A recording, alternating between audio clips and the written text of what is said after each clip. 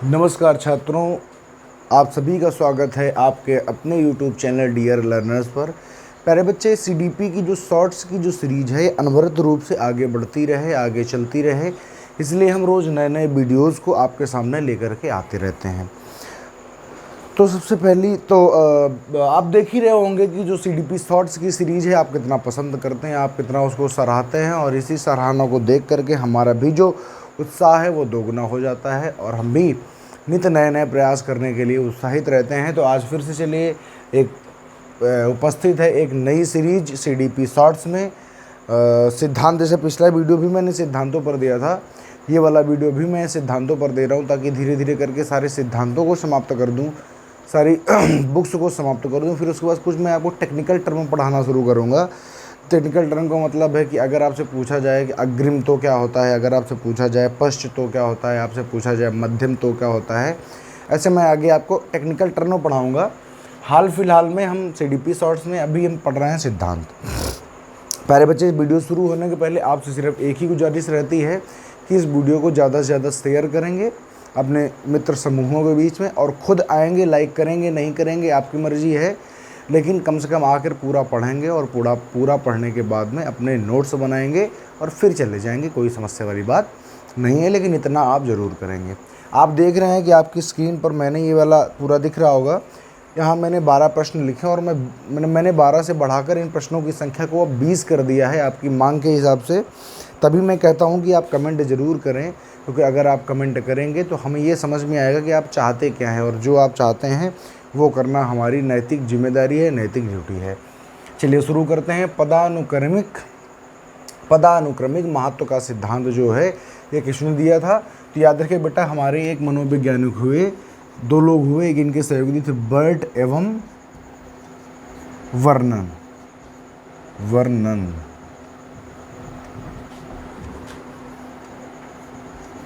Burt एवं Vernon साहब, न ऐसे ऐसे लिखेंगे, वर्नन, सॉरी, बर्ट एवं वर्नन साहब जो हमारे हुए, उन्होंने दिया है पदानुक्रमिक महत्व का सिद्धांत। तो समझ गए, पदानुक्रमिक महत्व का सिद्धांत किसने दिया है? बर्ट एवं वर्नन ने दिया है।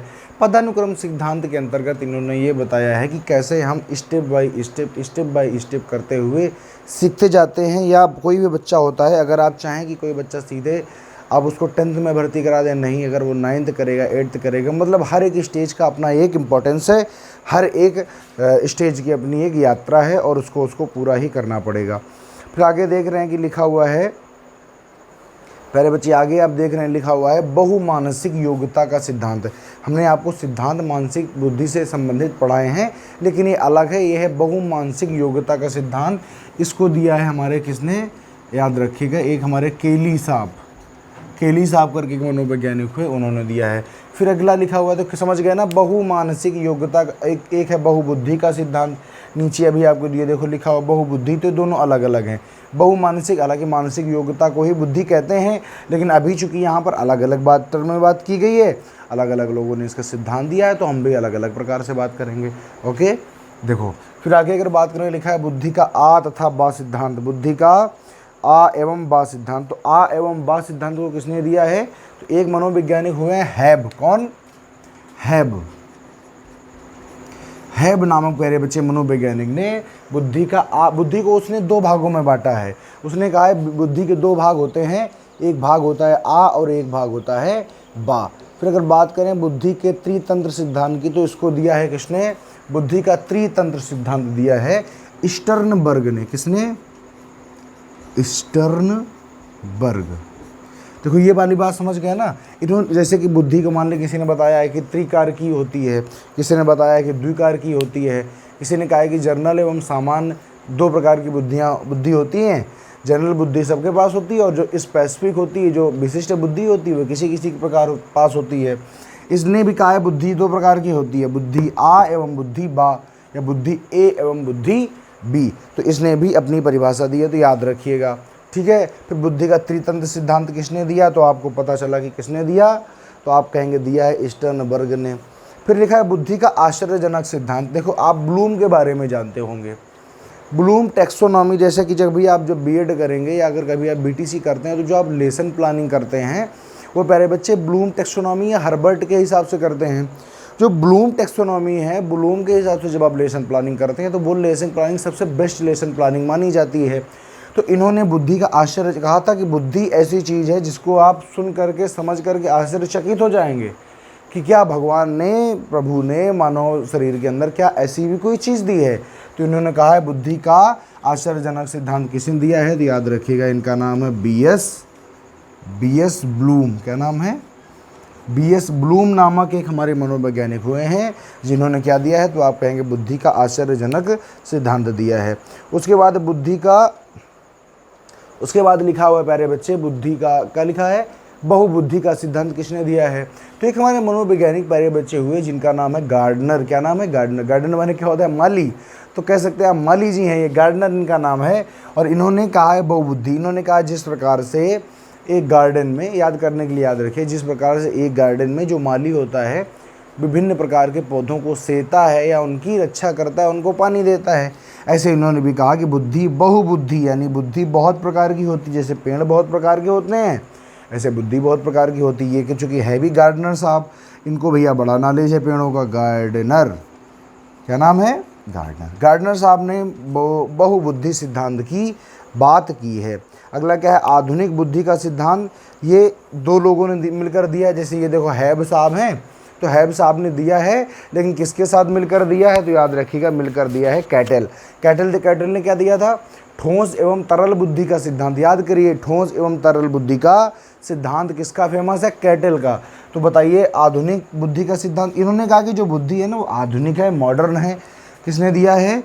याद रखिएगा, इसको दिया है हैब एवं कैटल। हैब एवं कैटल नामक दो मनोवैज्ञानिकों ने मिलकर के आधुनिक बुद्धि का सिद्धांत को प्रतिपादित किया है।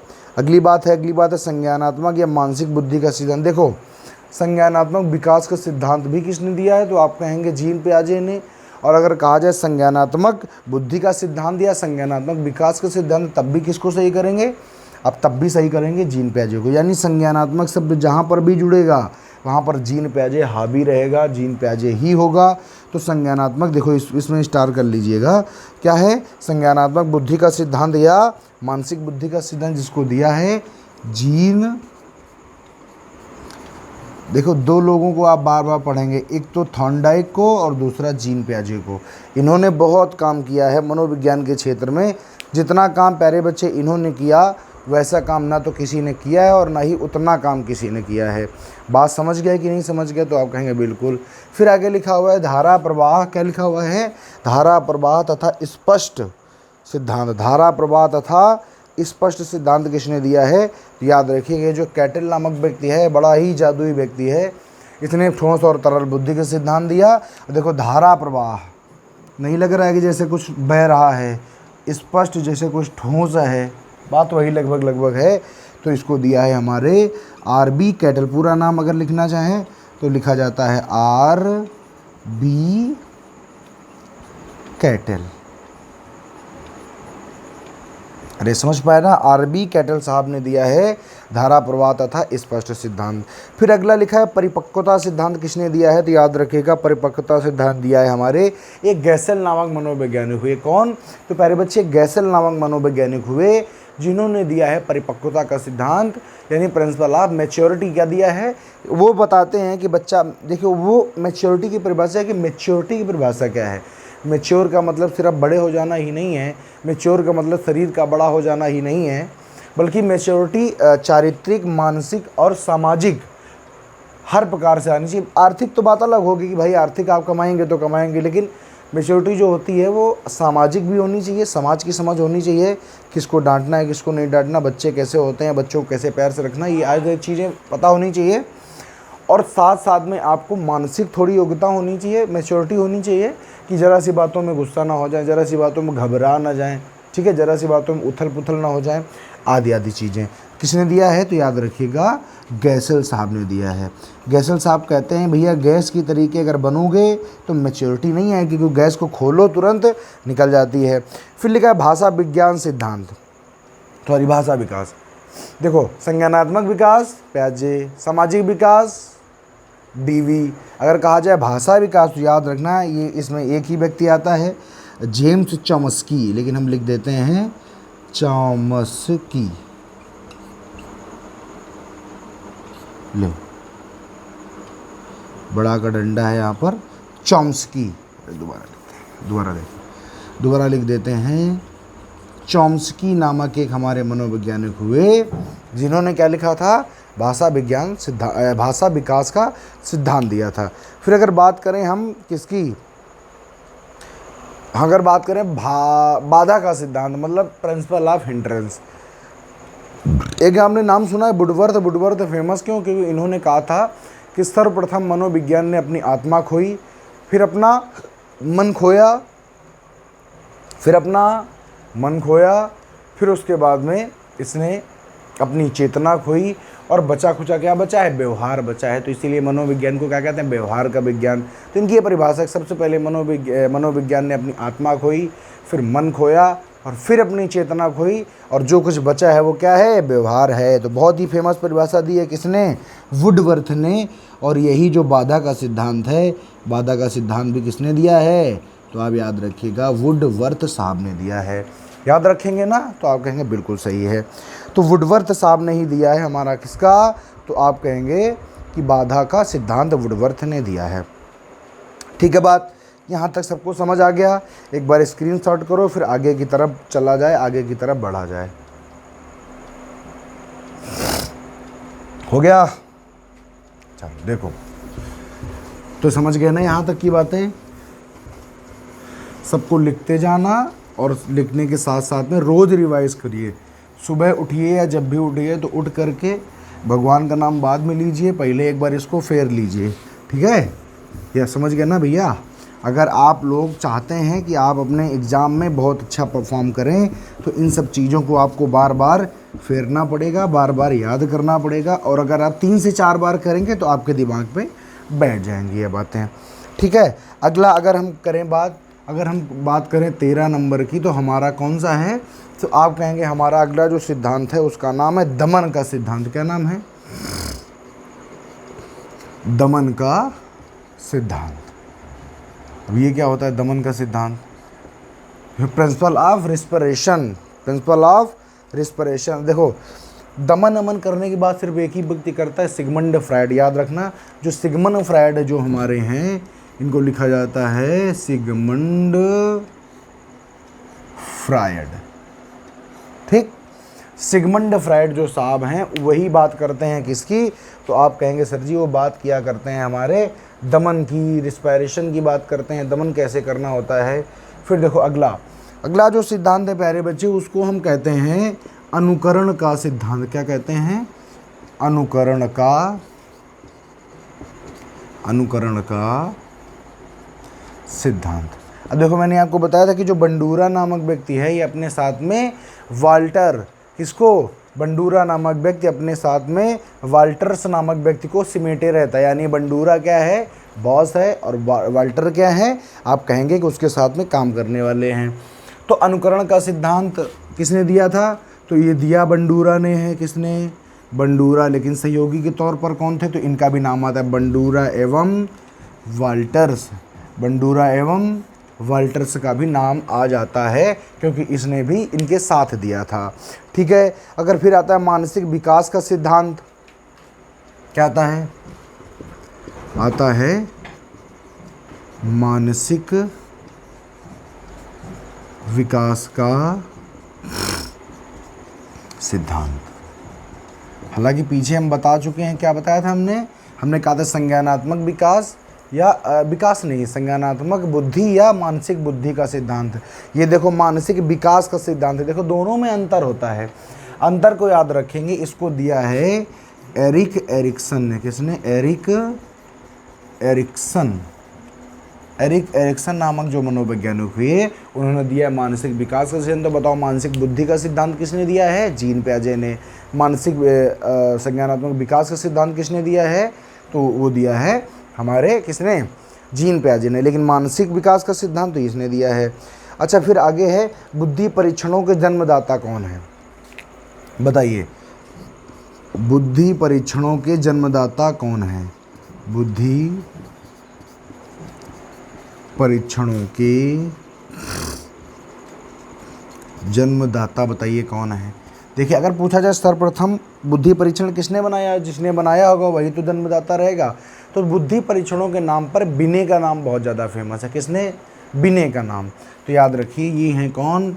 बिने। एक नाम और आया करता है ईस्टर्न, लेकिन अभी यहाँ पर नहीं आएगा। याद रखिएगा बुद्धि परीक्षणों के जो जन्मदाता हैं वो कौन हैं, तो आप कहेंगे वो कोई और नहीं बल्कि हमारे कौन हैं, तो आप कहेंगे हमारे बिने साहब हैं। अगला आता है अगला आता है आपका संभावना सिद्धांत के प्रतिपादक। कौन? संभावना सिद्धांत। अब देखो अगला जो आता है प्यारे बच्चे वो आता है संभावना सिद्धांत। कौन सा? संभावना सिद्धांत के प्रतिपादक कौन है, तो आप कहेंगे संभावना सिद्धांत के प्रतिपादक कौन हैं बताइए। तो एक टॉलमैन का आपने नाम सुना है कभी? आप कहेंगे बिल्कुल सर जी सुना है। तो वही जो टॉलमैन नामक व्यक्ति है वही हमारी संभावना सिद्धांत का प्रतिपादक है। टॉलमैन। कौन? टॉलमैन, या इन्हीं को बहुत बार लोग टोलमैन भी लिख देते हैं, तो बात वही है, ठीक है, अलग अलग व्यक्ति नहीं है। टॉलमैन टोलमैन एक ही व्यक्ति हैं जिसने क्या दिया है, तो आप कहेंगे जिसने दिया है संभावना सिद्धांत। अगर पूछा जाए बताइए अग्रिम संगठन प्रतिमान के प्रतिपादक कौन है? अग्रिम, क्या मैंने बोला? मैंने बोला अग्रिम संगठन प्रतिमान के, अग्रिम संगठन प्रतिमान